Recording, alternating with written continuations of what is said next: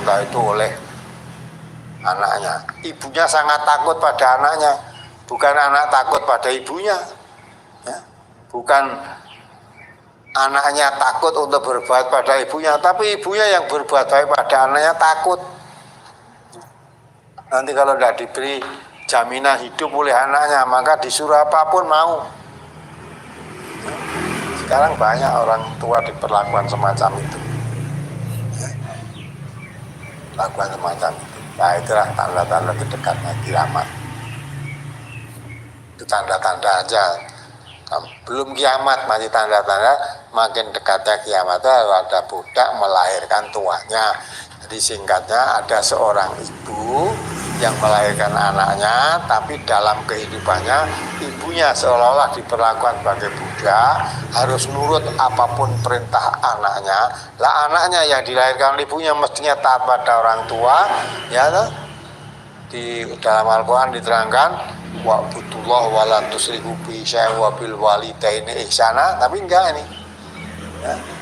Malah anaknya yang seolah-olah jadi tuan, ditakuti oleh ibunya. Nah, ibunya sebagai budak, anaknya sebagai tuan. Nah, kalau udah begitu itu dah kiamat makin dekat itu.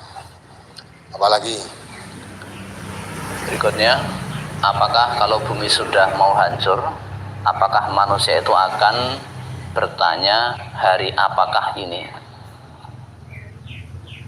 Jadi dikatakan oleh Allah tadi, wa qalal insanu malaha, manusia yang hidup pada saat itu ketika bumi diguncangkan keras-kerasnya, manusia bingung kan, ada apa ini?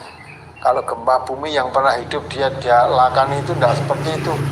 Nah, bumi yang biasa disebut lindu, nenek lindu ya orang ini ya. Lindu semacam ini hanya lokal, ya. Tsunami yang kemarin guncang di Aceh itu, ya, itu hanya daerah sana, daerah lain tidak. Kalau ada tsunami gempa bumi ya paling ada kena getaran saja, getaran. Gempa bumi di Sunda misalnya getarannya sampai di Sumatera, sampai di mana getarannya saja. Kemarin waktu di Jogja, ya, sampai di mana itu, di Klaten juga, Juwiling juga, ya, seperti itu.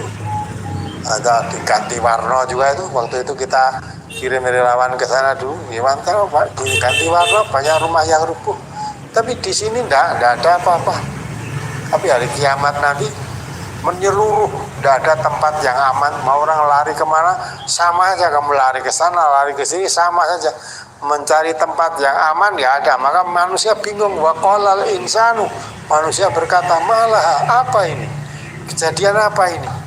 Nah, kok apa itu goncangan seluruhnya, tidak ada tempat aman sama sekali, semuanya goncang. Nah, karena Allah katakan idza zulzilatil ardu zilzalaha, bumi diguncangkan dengan guncangan sekuat-kuatnya, seluruhnya.